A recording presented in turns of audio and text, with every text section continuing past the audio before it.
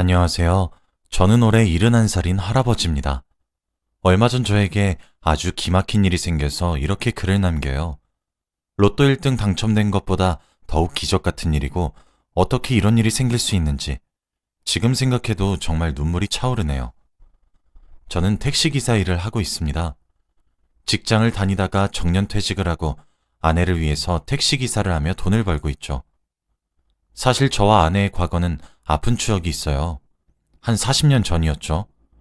저희 동네는 워낙 시골이라 사는 사람도 많이 없었고 버스도 하루에 3대밖에 안 다니는 그런 곳이었어요. 저와 아내는 그곳에서 아이도 낳고 키우면서 가정을 꾸려나갔습니다. 저희 동네에는 아무것도 없으니 식재료를 사려면 장날에 버스를 타고 시내로 가서 시장에서 장을 봐야 했어요. 아이가 어렸을 때에는 갓난아기를 데리고 나가기도 힘들어서 저 혼자 가서 물건을 사온다든지 했는데 아이가 5살이 되었을 때 아이에게 시장 구경도 시켜주고 싶고 아내도 오랜만에 시장에 가고 싶다고 하길래 데리고 나갔습니다. 딸은 5살이 되어서 버스를 처음 탔는데 울 줄 알았던 딸은 울지 않더라고요.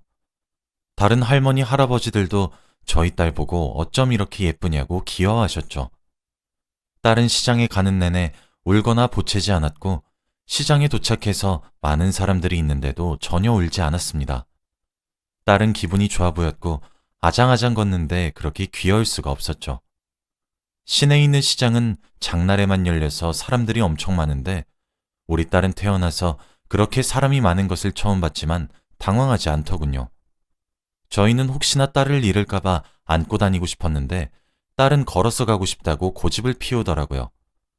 안으면 울길래 위험하다고 해도 끝까지 고집을 피웠습니다. 시장은 걸을 수도 없을 만큼 인파가 몰려 있었고 잘못하다간 딸이 다칠 것만 같았지만 딸의 고집을 꺾을 수 없었고 손을 잡고 있으니 이 손만 놓지 않으면 괜찮을 줄 알았죠. 그래서 딸은 양손을 저와 아내의 손에 하나씩 잡았고 같이 걸으면서 장을 봤습니다. 아내는 딸을 본다고 매일 집에만 있었는데 오랜만에 바깥 구경을 해서 기분이 좋아 보였고 저도 매일 혼자 오던 시장을 딸과 아내와 오니까 너무 기쁘더라고요. 딸이 먹고 싶다고 하는 건 다 사주고 딸이 갖고 싶다고 하는 것도 다 사주었어요. 그리고 시장에서 살 걸 다 사고 집으로 가기 위해 시장 출구 쪽으로 가는데 사람이 엄청 많은 겁니다. 정말 발 디딜 틈도 없었고 사람들이 가는 대로 이끌려갈 정도로 사람이 가득했어요. 그래서 얼른 나가고 싶었는데 갑자기 딸이 길거리에 파는 호떡을 사달라고 하더군요. 사람이 너무 많아서 그 호떡을 사려면 멈춰서 사야 하는데 그러기에는 뒤에도 사람이 너무 가득해서 다칠까봐 무서웠어요. 그런데 딸은 호떡을 사달라고 칭얼댔고 결국 사기 위해서 호떡 가게 앞에 멈춰섰습니다. 아내는 왜 사주냐면서 저를 혼냈는데 아빠가 딸의 부탁을 거절할 수 있겠습니까? 아내는 먼저 나가 있겠다고 화를 내면서 시장 출구 쪽으로 나갔고 저는 멈춰서 가게 주인분께 호떡 하나만 맛있게 구워달라고 했죠. 그렇게 호떡이 나오고 돈을 주기 위해 주머니에서 지갑을 꺼내려면 딸의 손을 놓아야 했습니다. 딸의 손을 잡고 있던 손을 놓고 지갑에서 돈을 꺼내서 드린 후 다시 딸의 손을 잡으려고 왼쪽을 봤는데 1초 전까지만 해도 있던 딸이 없는 겁니다. 저는 너무 놀라서 바다야! 바다야! 라고 불렀지만 딸은 대답이 없었고 사람이 너무 많아서 찾으러 다니기도 힘들었죠. 호떡을 든 채로 사방팔방으로 딸을 찾아다녔는데 딸은 보이지 않았고 시장분들께 혹시 우리 딸을 봤냐고 물어봐도 다들 모른다고 하셨어요. 제 생각으로는 많은 사람들에게 치여서 사라진 것 같았습니다. 아내는 저와 딸이 계속 기다려도 오지 않으니 화가 났지만 사람이 너무 많아서 다시 시장으로 들어가기에는 무리가 있었고 저희는 휴대폰도 없으니 마냥 기다릴 수밖에 없었어요.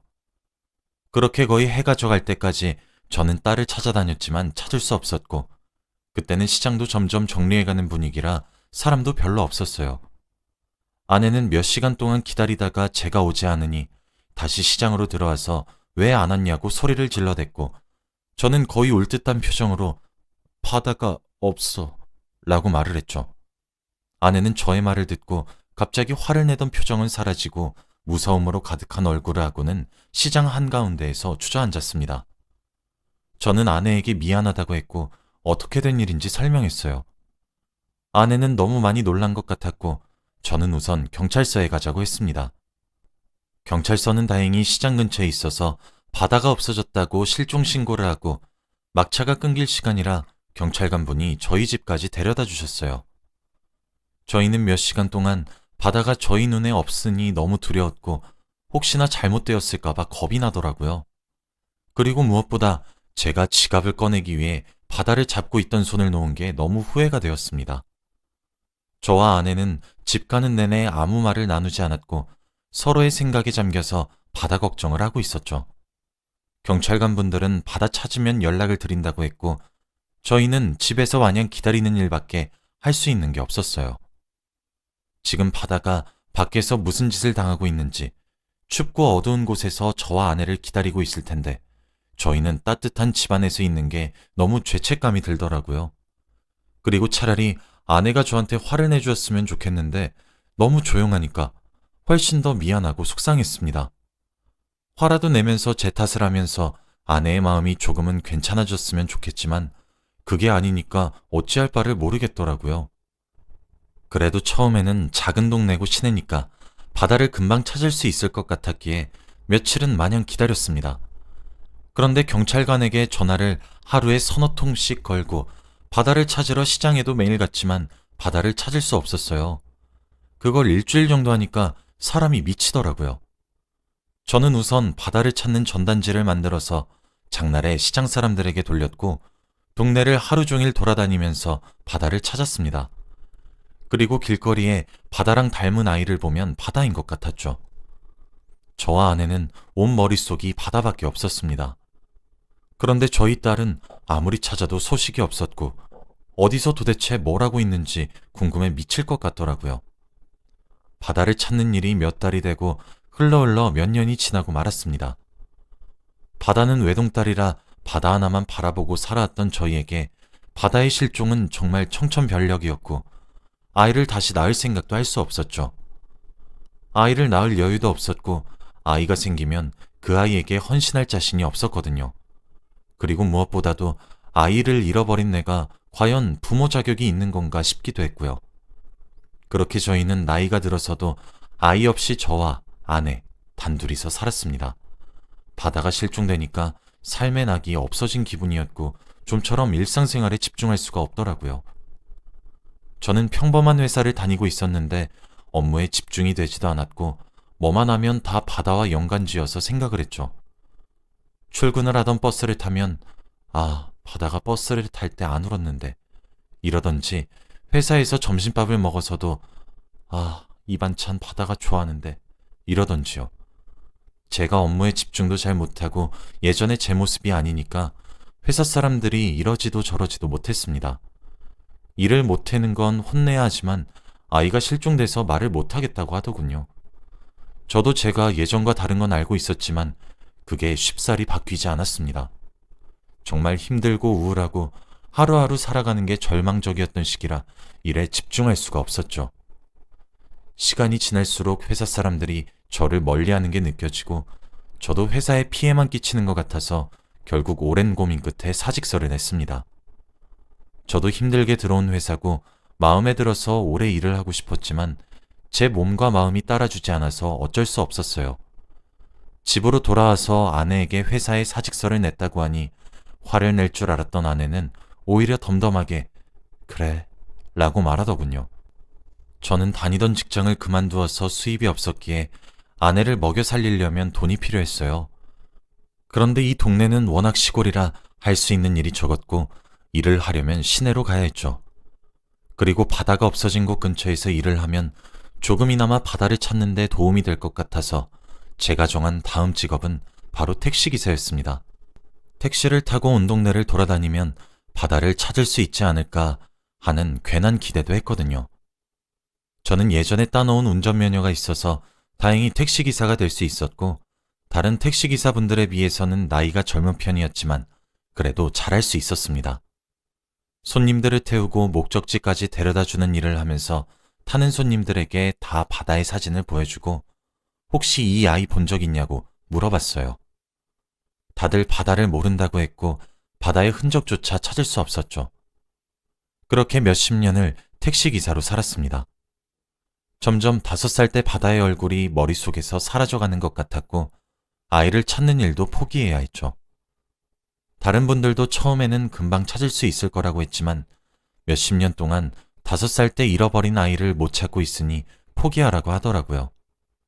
솔직히 가망이 없는 건 알지만 그래도 죽었는지 살았는지는 알고 싶었습니다. 그리고 시간이 지나서 바다를 잃어버렸던 시장도 문을 닫고 새로운 건물이 들어섰고 그 동네는 재개발이 되어서 많은 아파트와 상가가 세워졌죠. 저는 택시기사를 하면서 많은 손님을 태웠고 이야기도 많이 들었습니다. 정말 세상에는 다양한 사람들이 존재하고 나보다 더 큰 슬픔을 가진 사람도 많다는 걸 깨닫게 되었죠. 저는 항상 똑같은 곳에서 운전을 하는 게 아니라 거의 전국적으로 손님들을 태워서 다니는데 어느 날은 한 여자가 제 택시를 타더라고요. 그런데 완전 죽어가는 목소리를 하고 한 대학병원으로 가달라고 했습니다. 눈 밑에는 다크서클이 내려가 있었고 몸은 너무 말랐더라고요. 나이는 좀 있어 보였는데 딱 그 여자를 보면서 아이고 우리 딸도 지금쯤 손님 나이가 됐을 텐데 라고 말을 해버리고 말았어요. 머릿속으로 혼자 생각하려고 했던 말인데 저도 모르게 입 밖으로 튀어나오고 말았죠. 그런데 손님은 당황하지도 않고 슬픈 눈으로 창밖만 바라보더라고요. 저는 원래 손님들한테 말도 잘 걸고 재밌는 이야기도 많이 하는데 왠지 모르게 그 손님에게는 아픈 사연이 있을 것 같아서 아무 말도 못 걸었습니다. 그런데 대학병원까지 가는 시간은 1시간이 넘게 걸렸고 그동안 아무 말을 하지 않기에는 입이 너무 근질근질 거리는 겁니다. 그래서 저는 병원은 무슨 일로 가세요? 어디 많이 아프세요? 라고 말을 겨우 꺼냈어요. 그런데 그 여자의 말은 충격적이었습니다. 제가 간경화래요. 그 여자의 안색이 좋지 않아 보이는 게 바로 간경화 때문이라고 했습니다. 간경화? 그거 가족들이 간이식해주면 되는 거 아니에요? 그렇긴 한데 가족이 없어요. 이 여자에게는 왜 이렇게 불쌍한 일밖에 없는 걸까요? 아픈 것으로도 모자라 옆에서 치료해줄 가족까지 없다고 했습니다. 그래서 묵묵하게 죽을 날을 기다리는 게 이 여자가 할 일이라고 했죠. 저는 혼자서 에휴 딱한 것 하면서 마음 아파하고 있었습니다. 아저씨도 아까 말씀하시는 거 보니까 딸이 없으세요? 네, 몇십 년 전에 잃어버렸어요. 저는 그 여자와 만난 지 30분도 안 되었지만 속에 있는 모든 모습을 다 보여주었습니다. 제가 어디 가서 아이를 잃어버린 일을 절대 말하지 않는데 왠지 모르게 그 여자는 편했고 안정이 되더라고요.